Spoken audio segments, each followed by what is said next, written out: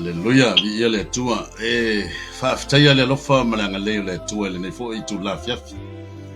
Ua tai mai lo tau soifua, ia ua umo e fo i seola. Le nei fo i vaenga o le asu. Ia ua tātou whelo ia i lunga o pēu ngāru lea.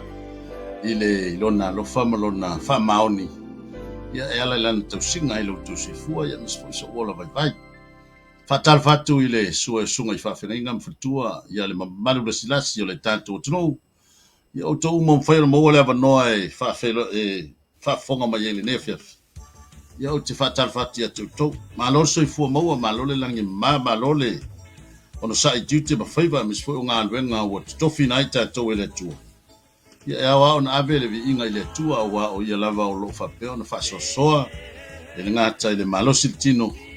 Ia sili la fo le malosi falenganga ia o lo fa pe ona tatou ai ia maua pe tatou le malosi ia tatou te au na i le tua i ne uma lo fa pe ona vala na tatou ia mori ai le nganga fa ta lo fa le nei tu la fiafi ia fa ta fat swafo Yesu Kristo fa felo i fa ta lo fa ia tatou ia ai o le nei tai ia o le festa tu talo tai e fo il tatou maftanga ia tatou atu i le fo i sina upu fa malos o le nei fo i tu la fiafi. Matou whaftaia la ufio lo matou tua le tua tamale alo ma le ngāng pa ia.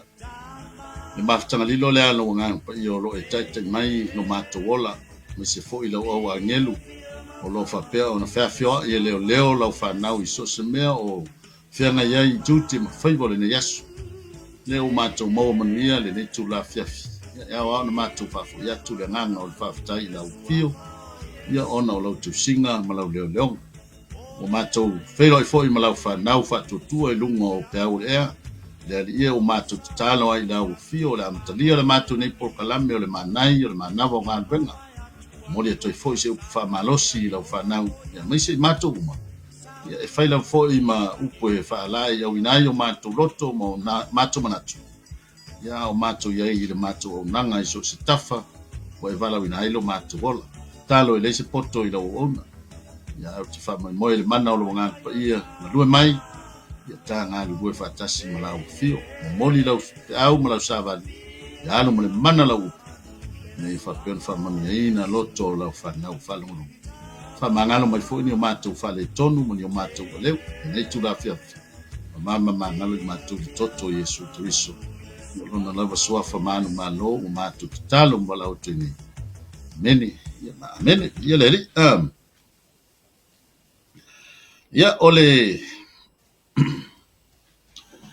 fatalofa fo i le tapo inga nei tama mana tina matua lo tono moto malawa lo fa pe ona faia le faia tapo inga al faia le tunu fo i tutem faia mana fa na fo ia onga ia ai fatal fat i nei tama mana tina matua ia malo ale on sa malo le tua i le tua mana finangalo malo tatalo malo le fau tua wa lau tu le nga luenga o lo faia pe le aso ma le aso o le fau tua ina le o le ai fau tua fa nau tiute ma faiba ia wala fo ia le ia ile saunga le mu tonu le ainga fatal fatu nei tamama nei tina matua la tolo faia le faiva o tapo inga ia whawhelo ia tu swafo Yesu Kristo whawhtailan whamalo longa ia te utou whawhtailo mo pe utou so i fua lau lei ma le ola matangofi ia la lava i le whatasi mai o le tātou tua whawhelo ia tua ia te utou lunga fo i o le tātou penga ta whaelangi ma le tātou Facebook le nei tu la fiafi a tal fatu ia te utou le fiafi malo anga lei ia malo fo i le anga le ia ngā lofa matangofi e lo ia lo suafa ia o se suafa e o fa manu yanga le ngata le anga le ia yanga lo fat fa tal fat ia oi mas foi il tapoinga ia le suma foi fatonu lo suma Mikaele Preta ia fa tal fat lo suma fa feneng le tu la fiafi alole tawatai fa mga rena ia ai teton ia la tato watu sin upu o tato pokalame le nei o mana mo nga rena fiafi o sofua ia fu tato mo nei filo ina ia si o tātou whalongolongo po le a fo sina upu e whai mas wha malosi mo i tātou. O tātou iai lau fo i o tātou tu te tau awe. Ia na nāua e tanga i mai lunga o le tātou screen, ia o le tātou tusi whai tau le nā. Ia o le mātai o sifun ma le valu. Ia a o lona whai upu e lua sumatasi, ia ma le lua suma le lua. Ia o le tātou tusi filfilia le nā o lea fiafi, mai fo sina wha malosi mo tātou. Mātai o sifun ma le valu, ia le whai upu e lua sutasi, ia ma le lua sifun ma le lua. O le tātou au tu e pe ona e sirsira mai ai o le loto wha mahangalo. O le loto wha mahangalo, ia lona winga e te leese na tāua. Ia o se upule nā o le a whalai au e fo i tātou sāwalinga i le nei fo i fiafi.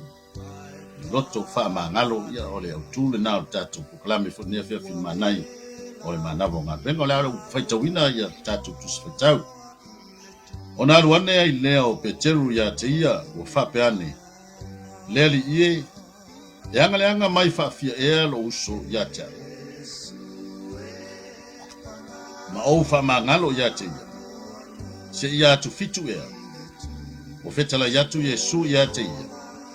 O te lefa iatu ia koe se ia atu fitu. A ia whafitu ma fulu ni fitu. Ola, e leo li whafitu. Na ia whafitu ma fulu ni fitu. Ma na ia fisili e Peteru. Ese mana, na ia ni fisili. Ia wafo ila ele mawhai ona tātou au ona ma le loto ti ngā. Ia mai se fo i o le. Au nanga le tātou te ia. Ele whapea na o e whailonga ina ni mea e ato atoa ia i o tātou mako whau. A mata toa i tono o tātou ainga. O tono tātou ainga e mana mia le loto whamangalo. Lei fo i se au ngā e na nofo whaatasi ai le tamama tina e tono le malu e tasi. Ia ai le o yeise mea o whale tonu le vānu tamama tina. Mai se fo i o mātua fo i whanau. E te le fo i se lui tau ma se a o onga fo i mamoli mai ante i tātou. Pe a tātou tu e mafo faula wale upu leo le loto wha mangalo. Loto wha mangalo e se le mānai o le nei. I o le vāfo i tutono a inga. I lea fale, ma lea fale. O leisi pui a inga, i leisi pui a inga. O a inga poto poto. O tutono wha la poto potonga. So se mea lava, tutono fo i o le ekalesia. Tutono fo i o ngā luenga. E ia le manatu e ia le torunga. E ia le aso man tangata e te le fia ia. Ai atonu foi o le natangata o faia mana me fia le fai tau taua. Le au mai o le loto ti ngā ia te taua. Ia mata le fia ia. Ma faia i lava mau ta avenga mamafu. I le aso ma le aso a pese tangata le ese lo le fia ia. Alela wa o mai se fesilia Peteru mo ta o le nefia. Fa fea Yesu e. Fa fia no to fa mangalo tangata o teita ia. No na winga o se fesilia taula i le nganga o le autulo tilo ma le vava ai le anga i luma. E teu matoe tapu e ai le ola au ona o le tangata i le atua. E uia o se fesili e pe e whaamata e whaingofia i le tātou whaalongolongo. E whaamata e maalie fo i le tali e Yesu na ia tali ei Peteru. Ai o lo momoli mai ei se lui tau. O lo momoli mai ei se ni awa onga o le tātou wola au ona i le atua ma le anga i luma. Ni ia le li. Le anga o le ola o le loto ai o le tangata e whainga tātele ona tāwhiofi. E whainga tāwhoi ona whaavasenga i nisi taimi la ngona o manatu ma whaalongona. A whai e mawhai ona e whaamangalo nei tangata ona se mea o whaale tonu. A e o atu fo i tae au. Wato e whaale tonu fo. Upan whaamangalo nei. Ia wale le ale te whai. Ia te o fo i sia so te whai fo. Dona winga pero winga na lau wha matalanga. Ma na ia le fesili fatupu manatu a Petero. E tapu e ai le anga i luma o le langa au ona o le tangata. Pe fia o na tatou fa mangalo atu. Ia o lo tatou wita iai. Ai o se tali fo i e fa anofo file mu ai o tatou manatu ma o tatou longona. Ona o le loto fa mangalo. O se vai lea na te fo ia le loto ti ngā. O se vai na te fa toa file muina. Ia ele pe po mawhai fo na fa aupu. O se fuala au na te fa toa file muina. Ia le mawhatianga o le mawhau. Nona winga o le loto fa mangalo. E te le tele. Sona o ngā yo tatou wola fa le nganga. Ia mai se fo yo tatou wola li tino nei. Ranga te iau vai atu walua e al tino ia. Wapa e kuafa pesole. Ola ele mai ngai ke mai ai. Fiu i fo mai o atu ai fo mai o metala i fo mai. Ile se mai. O ngai se ki ia makua malolo ina. Lono winga fai ele mo e fo mai o tino. Lono winga o mai o mafo fau o po mai fo yo le nganga. No winga o le mai o le isi leo vaenga o mai o le nganga. O le lei o se loto fa mangana. Winga o tatou e ao lava ia te tatou o tatou maua fa tasi le loto fa mangana. Ai mana ia si tala leo lo au mai ele fisili le a Petero. Ua fai fo i ma fa tupu manatu wa toi mo moli mai ia Yesu seisi fo i lu i tau ma seisi fo i tala. E au mai sao a Yesu i le tūlanga le iai soifuanga ma leo langa le tātou te iai. Ma nei ai o le fisili. Tali le mai le tala na Petero. Le li i. E anga mai fa fia e ala uso ia te au. Ma o fa ma ngalo ia te ia. Se ia tu fitu ea. Ai fa mai le tali a Yesu. O te le fa iatu ia te oe se ia tu fitu. A ia fa fitu na fulu ni fitu. Ya tau alo inga fitu fulu fa tele fitu lo inga fia. Fa se la wiva fulu ta. Yo wa vaina. Tala no a Yesu lo ngo inga e kai lo ye pol me wo va tu ta to fa manga lo ngo lima sala ka. O ta to fa pe po ai se wo le la va fo fa banga lo. Ya ele yo le nganga o Yesu la tali. O ne mutta le nganga ma le loto fa manga. E awa ia te tatou no fa manga lo atu. Nanga le tau o le tatou fa manga lo atu tangata. Tatou te ita iai. O lo tala noa Yesu li fa yunga o le mata upu. E le mawhai o na fa manga lo ina i tatou e Yesu, ele atua. Pe a fai tatou te le fa manga lo atu ye o ita mai ia te tatou. Na fo sa to e au mai fa lapta inga Yesu tono le tatalo. Pe o le tatalo le ta ua i tatou, le tatalo le li. Tatalo na ya o mai ia te tatou. Ele o misi ai fo i tono i fasi fai tau lea. Ya e fa manga lo atu ia te la to wanga le mai ia te mato. Hallelujah. Ole loto fa mangalo o se tasi lea o fuala au e se le taua i lo taola fa le nganga le tate ia ia me se fo i lola tino. No winga i lea o ngā ia te taua o taola ita. E lea o ngā tau ona i le tua ma le loto ita. A tonu ana fa pe ma faya ona fitala i sa o mai le tua ia te taua le temta te ita ai. Ala tate au ona atu. Pa waltala i ngā le tua e fa mai a taua. Ka pungi lau kuspa ia e alo e wha maangalo mo mua tangata nei te ita ia. O te le fia wha longo atu mea nei tala roha. Tā ua i o le loto wha maangalo. Hallelujah. Nā lea o mai a Yesu le whataita inga o sana talia ngā ia Petero a mese o lo wha longo uma le au so. Ia le foi lau tatou wha longo fo iei le nei a fiafi. Pai mai ia le whamatalanga Yesu. Nai au mai inai, nai whai upu nai lalo ifo. Mai e iei le tupu mana au auna. Lono winga ua tele au auna le tupu o nofo ai tā lafu le tupu lea. ia lo na winga o fa mai wa ye lo le sia so fa pelo tupu ia o le ao mai ia la wanga u mai ia le ai talafu ia ta sei fa masino atu la tope tai fia la to ai talafu ia ia sau le sia o na na ta o ina fa mai e se la wa feta leni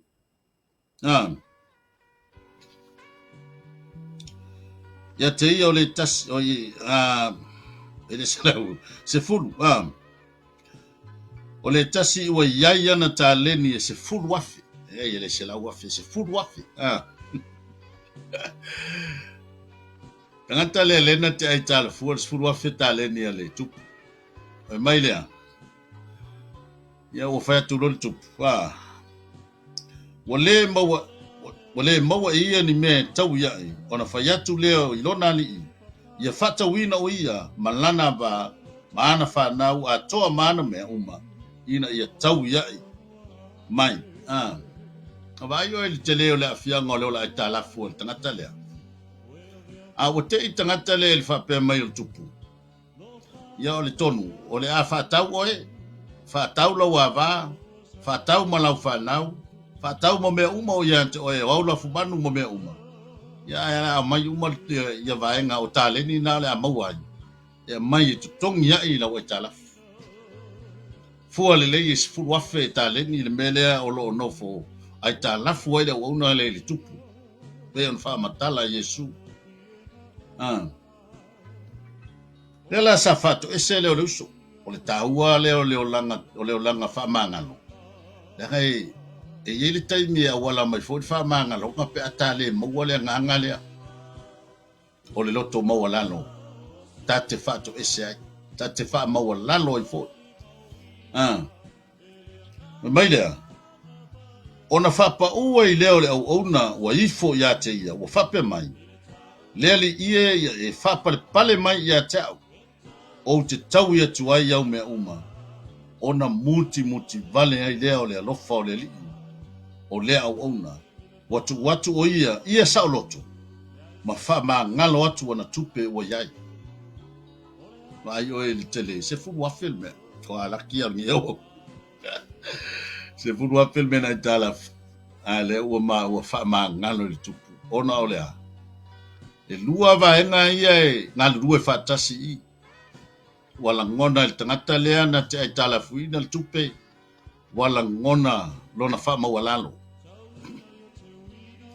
a le si va enga lona lua o le o lo ai tala fuina mai le o lo no fu ai tala fu ai po le tupu ona o lona loto fa ma ngalo wo fa ma walalo le loto le tangata mo mua ia leta ua ta to le tetas tangata ai tala ia aua fa mangalo fo le loto fo yo fa mangalo ile tangata na ia ile tupu le na ia ta fuina mai ile tupe ia por fu afele haleluya ba ile le o tu sa loto ile tupu ona le fata wa ina le loto le fa mangalo haleluya ai ile si mena tupu fa fo ane a le fali ina wa uma ona fa mangalo le tupu si ile lena no fo italafu ma ia fa mangalo tu ai si mena sa tupu ai fa mai ina wa watu lai fa fo ia la wa fia o fa mangalo nga ia fu wa fele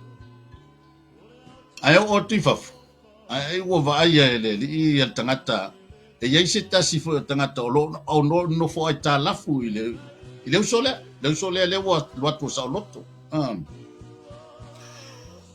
ona lu watu le o le ona wai loa ia le tasi ona uso ona wai ia na tenari ese lau ona pu elea matitina ya te ia wa fape atu ina tawi mai ia a umea wa ya te oi le fato a umanga fa mangalo tonu tupu le uso le a tono le ia le isi uso no fo itala fu le tangata le wa fa mangalo tupu lela wa uma ona fa mangalo tupu a saulo i fafo ia ai vai i lo tangata le ia nga sa wa kola lo mo le so ai saulo fai fe kola nga ofu i fafo ona wa ia va ia tangata tonu wale le foi ngofo I kala fu ia te ia wale ma fu fa le foto uman fa mangalo mai ia le tupu ilana fo ia I tala fu sa no fo I tala fu le tupu ale o sau I fa fo mai wa ia va ia le tangata o le no fo I tala fu ia te ia ya sau ai fa fo ko la I lo masia ona le fa le fa mai se lau ya oro ia te nari se lau no inga se lau ya te nari ai tala fu le ula le ya fua ele se lau te nari pe fa faingo fia yenta tu tala no por se lau tala mal sfuru wa fe me le sa no fo tala fu el tupu ele u fa mangalo el tupu la fela el se furu wa fe tele u fa mangalo el tupu masineita ma se lau tala le nei wa matua tupu ilo na le fia malona mai le ai se lo to fa mangalo o lenga kangi nge kupu fa bol mole fa ba ga lo mete awa vola le fa lo ngokula fa ka ko ru fa ka mo fa nga ta pa lo le tupu lo na lo fa multi vale ye le na fa mangalo el tupu ale o sa fa fo le o fa sta male sa no fo itala fu ya te ya fa mai wo ye tu wi na tu tangata le fa pu wa yo le u lo da o ye tu ida tu fa pu yo lo le isi o no fa tu soli da go fio go tu ke no fo tangata le nga e fa manga lo ngi I langa se langa o langa fia sfuru wa fe le sa o ya ke na e fa manga lo ngi le ka ngi le sa ka ngi alele wo tu fa fo la wo to na wa du mo di wo mo dia si so le wala ku so nga fai si so sa ngo fo kala fu ya nai hallelujah awale mafai o ia walu matu watu ia te ia il fal pui se ia tawia mai na me wa yo el melo tu malale walu avis ka mal fal pui ale sa ya sala wale mafai nga ia fa mangalo al ngal ngi ya se lau se lau ta le dia por se lau ta la sa ai kala fu ska ma bale o se furu wa fele le nga mal se furu wa fele na tala fu ya te ele sa e fa mangalo ya te hallelujah ele mfai ya ona ese le ta ua lo to fa mangalo hallelujah mai la le talia al tupu fai ya te o kwala se ko pu mai yo kwala I fa po se ko pu mai ya le ngai kia ya lo tu lo le tot ona wala o toi le o lona li ia te ia u fa pe atu ia te ia le au ona le ngai na u fa mangalo ina atu o me uma o ia te oe ina o ai o mai ia ta ele te tau e ona ia lo fatu I lo uso au ona e pei o au fo ina o lo fatu ia te oe vai o ele man ia se mol man ia se tupu ai lo to fa mangalo e sele le mana yo se tai ma se pule ma se matai se ainga ye le loto fa mangalo mai ona ita ile olonali watu ya teia ye fa tau ma oi se ia tau wia mai ana me u vai la na to fia tangata o lo ta feita ia ma tale fa mangalo e fa mata o tale te pa ina le ngaluenga te le tua na fai a te ta o fa mangalo I tau e ala ile awina mai o lo nalo pelo Yesu Kristo e maliu malave ia te tato hallelujah wale mafai on ta fa mangalo inatu mai lifta lai nga Yesu ya Peteru le yo tele fa ya to fa fitu na fa mangalo e fa fitu ma fulu ni fitu e fa fonga mai po te tala noa fo ile ne yaso ile afionga le tua Ma o toi manatu ane lava uia i tonu ia tau. E yei se tasi o wita ye. Ai o fa mangalo ina e na isi o wita ye. Fa fia fo i ona o fa mangalo inisi o wita ye. Fa fia fo i ona lato fa me fati nga ia tau. Ai fa mangalo a. O le fesidi ale na mo tato uma. Lo ftala Yesu. Awone ngata lo tau la fa mangalo. Lu tau le na le mana yo le mana vo ngal we ngai le nei tu la fiafi. Hallelujah.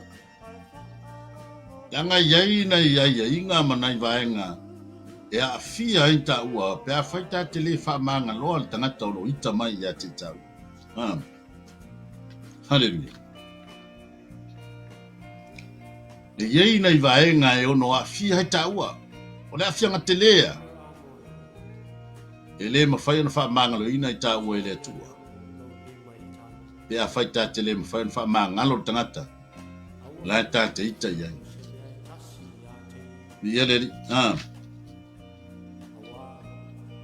a tanga ila i le whai unga o le tala le tupu ma le au una le anga le. Pe mai whai upu e tonsu ma lima. E whape fo i ona whaia ia te o tau e lo utama o i le langi. Pe a whai tau te leta i tasi ma wha mangalo. Ma o tau loto atoa yo o tau uso pe a la tau wanga le anga mai. Pai mana ia i o le whai unga tantau. Hallelujah. E whape fo i ona whaia ia te o tau e lo utama o le langi. Pe a whai tau te leta i tasi ma wha mangalo. O le a fianga le lango kako. O te tau te ona le soifuanga ne. Ai kako ke fia uma lang. O tatou wha moe moe lea ma le. Nau te inga o tatou ua vea ma keo siano. Ai maisi o tangata o e o talia Yesu te uso e vea ma rin whaola.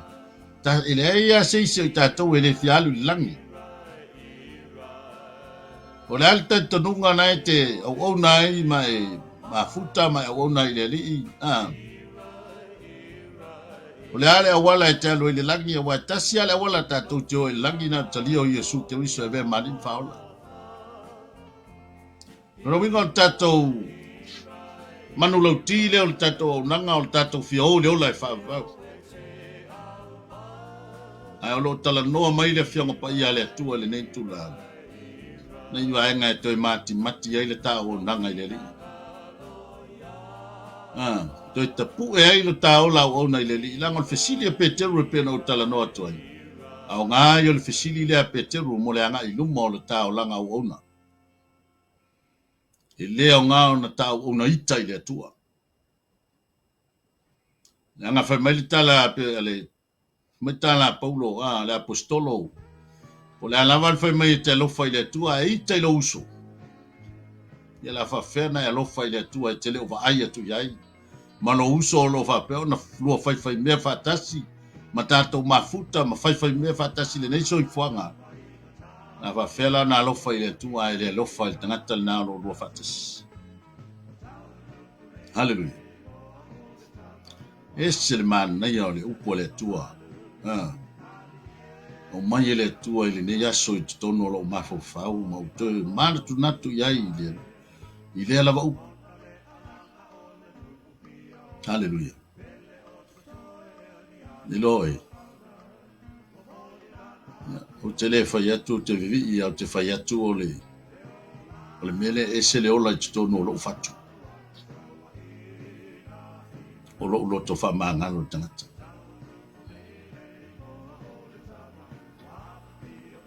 O le alma tui o le alfingata. Langa o le loto fa mangalo e le fingo fin fa kingo. E uia tātou te talatala noa ma pe tātou te talatali e le momori o le upu le to ale atua le nei asu. Au te whai atu e le mwhain wha kingo no loto wha mangalo. E le mwhain wha tino. Ma kua i whainga kā. Ai ma whai on wha tino ina le loto wha mangalo. Ina ua wha maua lalo a tā ua i o tā ua lava loto. Ona ma whai leo na tā oi wha mangalo tangata la ta te leo whiwhia ia. Aya fai ele mafai ta ua on fa mangalo ta uloto. Ele mafai lava ona tupu ya te ta ua se loto. Ya e ifo ma tongo ifo yo ta ma fo fau. Ta te o ai e fa mangalo le isi o lo ta i tatu.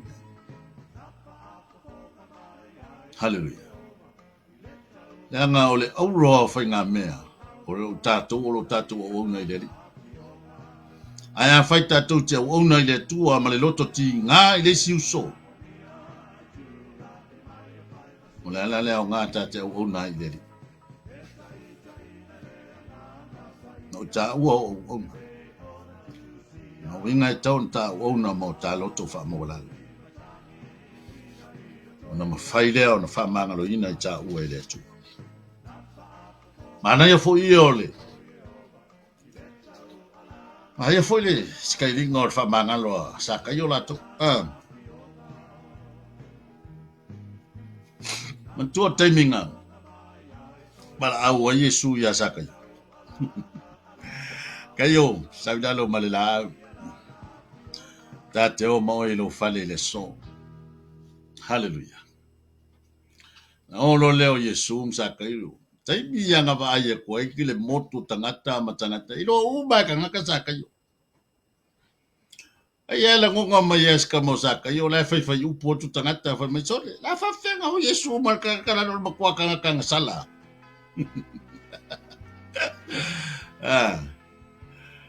Fai upo tu tangata estamos sa kai. Ya la makele asa kayo ye o mo Yesu e o lu sa kayo se kopes ka mafkanga ole wa vala audia nga ye Yesu o la faiti batas ilona fale ile asu yeroi vai po tangata nga kere fifi vidi ye sa kilo fai pikinga nge ya sa nga singa kokoma masinga fa pa fo le ke wa ngi ya ke ba yo ya luna tangata ngere fiafi o makua fa ma dia ina no loto le suo malio le iputi ya ma ua toe ma ua fo i le lua maftanga le nganga o le loto fa manga lo fa fo wo le ngona suo malia le pukoko e ko fa fo wo ma fo tangata la sa ita ya we Aisha, langa la wakuri kokor nga male loto fa mangalo. Hallelujah. Febet kala ia oli. Salamo oyo la foi ne el pese son mona. Ya nga febelisia popo inga failau. Foi man. Anga le anga mai le o ita ya te oyo la me fai. Fa fanga ya te. Hallelujah. Vi ia le fanga ya te anga le mai le ita ya te o e fanga ya te o vai o langa ya wala se ha wala loto fa mangalo ai lo fo uma upu fa ye fa kupu ale ka ya o vili ye joli so ye ka o fa pa ile escapa so ye ka o fa skype ki ai fa pena na fo ale loto fa mangalo anga ya mai anga le ya sel matu to yo fatino ino le nei me fa mangalo ati lo to fa mangalo ele a mata mai el tangata la ita na ita ya mata to tawa on mal mal le bele a mata to tawa nei tangata la o lo amusia mai tawa tangata o lo feita mai ya te tawa o tawa a mata le lo to fa mangalo nga fa mai fo ile si tato mau masani ole lo fai maru tau ya te taua le ase meo e ita lo uso fa mai ya mo ai tu lo tau langa lu mo fata fai tau langa ai alu o na fa mai alu o na fa tonu mai alu fa mangalo ile lo ita ya te o na sa we ile ave lo tau langa no wingo lo to fa mangalo ya mata tu taua fa maua lalo taloto ona mawhaile ona ta fa mangalo atu tangata o lo taite nga pule ale tangaka ia lape nga kikalia le lau fa mangalonga ala wa uma ona failtanga alwenga o fa mangalo ia hallelujah Uman faitanga wenga famangalo ye. Kaya ngoka walu so ya saka yo. Stasi fo yo poutu toa tala lei o ena moi malai le amatanga o ngalu ngafai le tala lei. Iuia skanga kai pu sa. Ya le sile poutu toa ngalu nga fatala ye le tua. Kamo saka yo. Maile fatino ino le loto famangalo saka yo. Awa tu mai saka yo fa pe maile li fa uta le li. Ole a o vai lua ina atu o mea ye matitiva. A fai fo ye ti ngā se tasi I lo tua yan. O te tau yatu e tai wha. Wai vai oi. A ka ko wola I sisi whaupunga le asaka yo. Whai mai ole a wari I elenga fai upu mai e kiau. Whai mai oha o kanga kamio le anga le wo o wala au dia o e ki sau ka whani. Sau nuk whani. Le a kai wha ku ye mea o mea lofa o le oa le I asaka yo. Ba yo pago lo tfa mangalo saka yo rato pam la kaifa oka sole a wow aba mo le fa mangalo sa tono loto o le fa mangalo sa mo tono le loto mai a fa ita se tasi a ta o tu ya ne o ya wa nga ye ko ya le la tai fa la ko me lo fa mo no nga fa saka sfulu kala isi o ai lo ngale na kai fasu wa kwa misi le lua misi koru ai o so ka baro saka yo so fa mo le loto fa mangalo sau mo le loto ese le ta o le loto fa mangalo yeleli ma kolo se tolu lo no fa posuma tolu ia fe fa pale ai ma ia fe fa mangalo ai o tolu pe a fai wanga le anga se tasi fa pei ona fa mangalo mai te riso ya te oto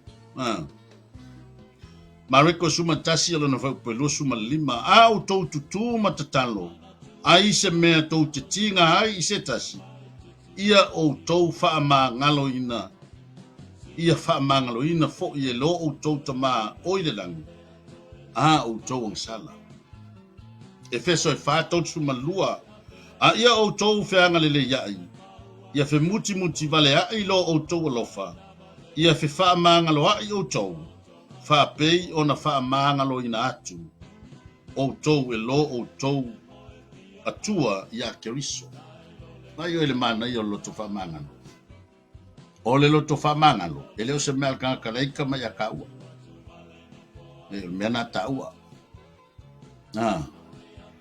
fa mangalo yai fa la tate lo la ita mai tangata o le sile upu tuli matai ya ta o le upu po matai ni tate talo ai le e fa mangalo atu ye o anga le mai ya te mato pe mato fa mangalo atu ya te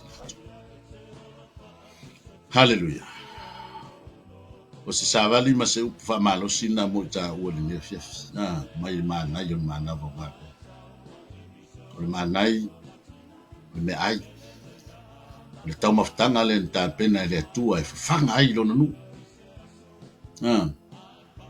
na kai mi anga kofo e do ile so ma dio so asusu ma meli vo le nga ino ko ai ka u o ide le ai fa folfolanga ten fulal nana le to e mai bole ko ai el ngu manai o le manai la ya o malal manai yo le tino ya le lo ta on la pe le manai fa le nganga ya la le upo le tua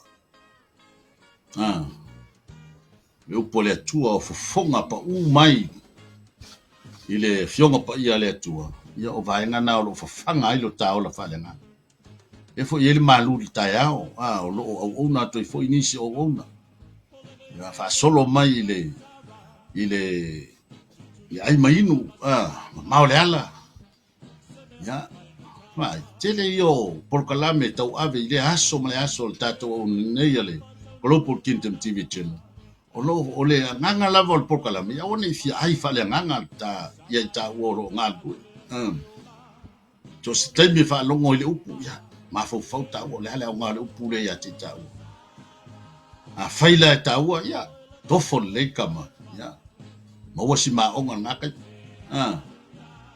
nanga o le upo le tua e whawhanga ai taua. Ia pese fo le ngau le kiki mai au ka pese ai lo watu ai wa ufi ai e whawhanga ia te. Whawhanga ia te au le maa nai mai lua. Whawhanga ia te au ia wafio. Le upo le tua e whawhanga ai taua le la ua watu ia si flavor fo le nefia. Ia ele whingo fiang e afongi. E whinkanku ka flavor nga. O le flavor loto whamanga lo ele se me whingo fion fatino.